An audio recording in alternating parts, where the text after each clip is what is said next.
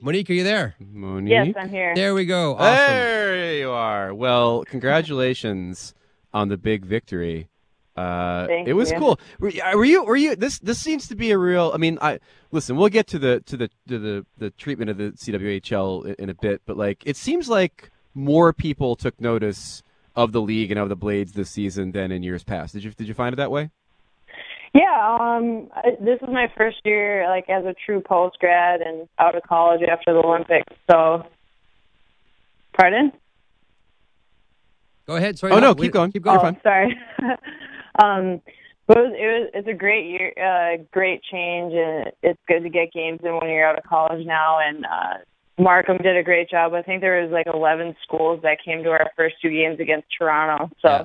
They had some great crowds, and it's fun to get those games in, especially to come away at the end of the year with the big trophy. So now, what did you? Because I grew up playing in that was one of the mini arenas I played at as a kid. What did you think of Centennial Arena? It was good. Like, I mean, if we were playing at a big NHL rink or college rink, there's not going to be many people there, and it feels pretty empty, even if you have a couple thousand people there. So it was good to fill up the mini rink, and everybody was so nice there and accommodating, and it was fun to be a part of the tournament. So it was the Blades and Montreal in the final. And what kind of hockey was this for those who didn't watch the game? What was the tempo? It was tight. Was it intense? How was it? It was an intense game. How was it on the ice? I mean, it was. We were up 2-1 in the third, and then they had only had one shot. I think the first 12 to 15 minutes of the period. And that one shot, they ended up tying it up and going into overtime. And I think they only had 12 shots the entire game. So I don't think the score was quite indicative of how the game was actually going. But it was pretty back and forth, and they play a lot of like chip and chase and hope for bounces. But it was a good game. I actually didn't get to play any of the regular season games against Montreal, so it was the first time I had played them all season. What did you make of Charlene Labonte, who, through the entire tournament was fantastic, had the big shutout streak going into the game? I'm sure you guys had a plan, like, okay, how are we going to beat Labonte?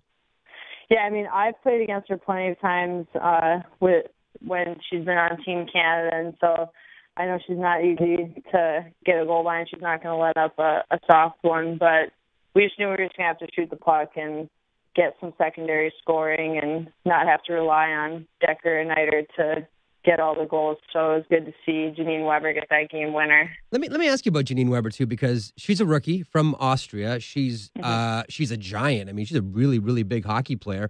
Third line center, and that whole rookie third line really did a great job for you guys. And in the whole thing, I think Weber had 3, maybe 4 goals.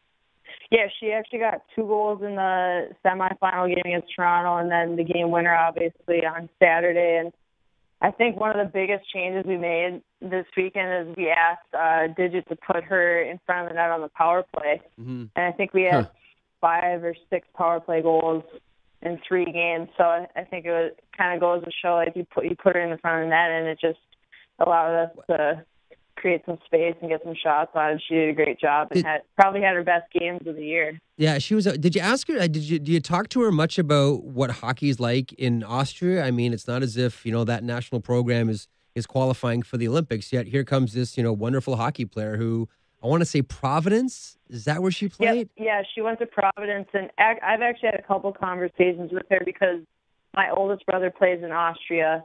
And when she went home over Christmas, she texted me a picture, and it happened to be at one of his hockey games when she was home. So I know Austria, they've been working on trying to grow the women's side of the game, and their men's program made the Olympics last year, which was huge for them and unexpected. So hopefully that kind of jumpstarts their women's hockey as well. Well, if the behavior of the men's team in Sochi was any indication, then we need more Austrian teams in the Olympics, because those guys knew how to party. What was it like to skate the cup is the question I wanted to ask. Well, it was nice because I haven't won a big tournament in a while, so to win that last game and to be able to hold the trophy was pretty special. And I actually didn't know what it really looked like until this week, and I didn't know that they put our names on it at the end of the year too. So I was asking kind of a lot of questions, but I'm a rookie, so I guess that I was allowed a couple here and there. Okay, so let me ask. So heading into overtime, then you look at your squad, and there's I already mentioned some heavyweight names between Brianna Decker and Hillary Knight. Who gives the speech? I think a few people kind of chimed in. Jillian Dempsey, Casey Bellamy kind of chimed in, and I did as well. But I don't think we had any doubt that we were going to win that game.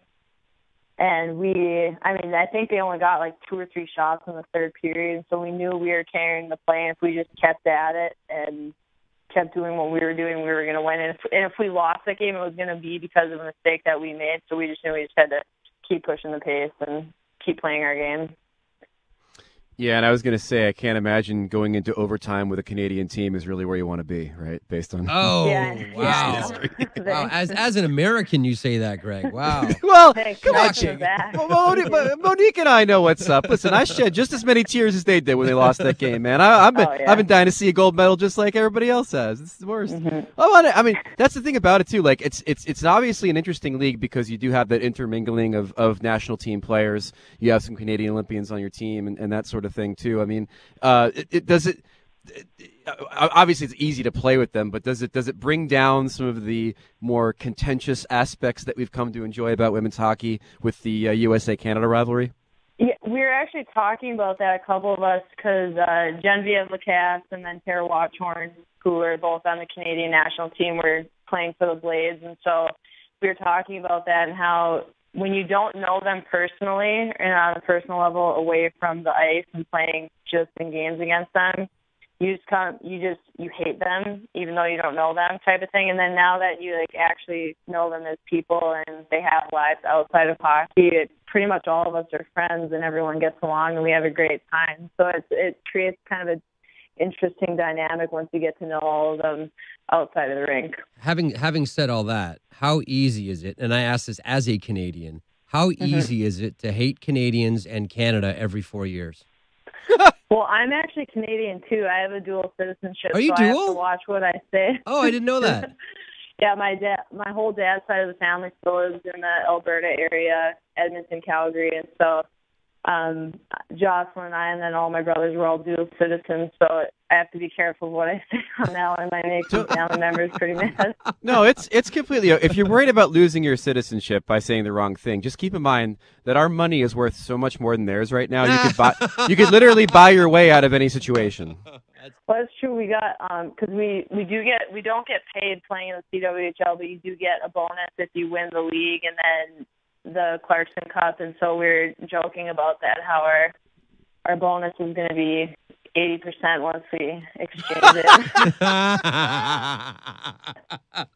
Oh, nice shot! Hey, can we get off the CWHL page quickly for 1 second? We had a feature on Sportsnet 2 weeks ago about the history of Shattuck St. Mary's. What was that experience like for you?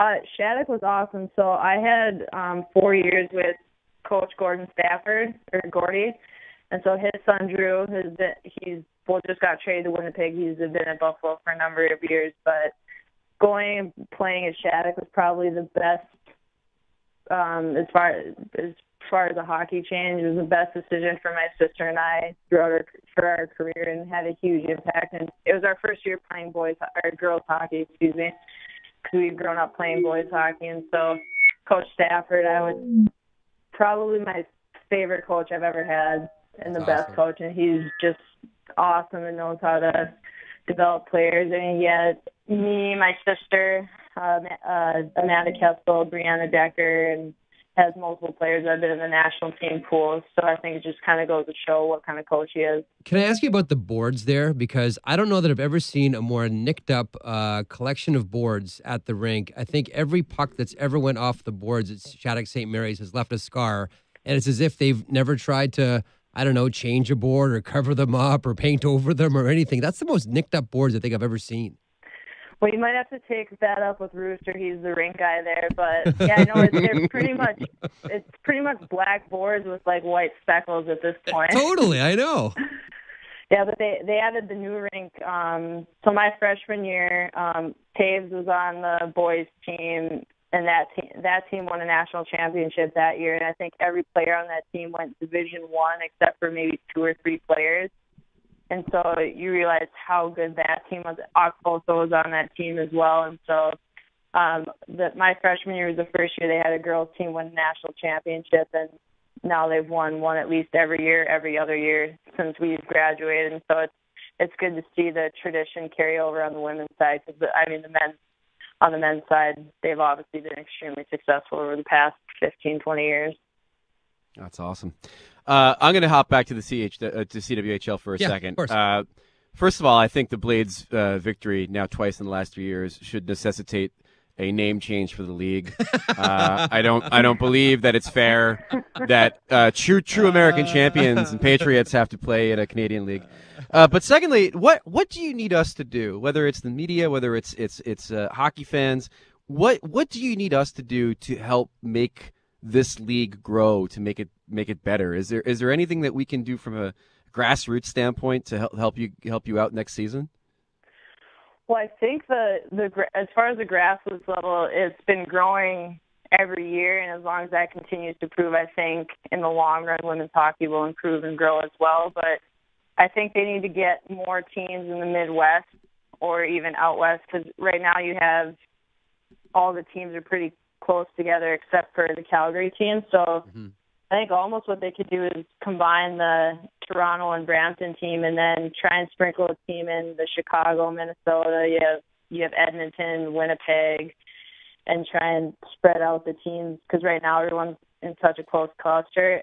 And then also renaming the league to the North American Women's Hockey League, because everybody thinks it's all Canadian teams. So I think that would help. I think a lot of it, too, is I was talking to someone about this a little bit earlier on today, coming off the Clarkson Cup victory.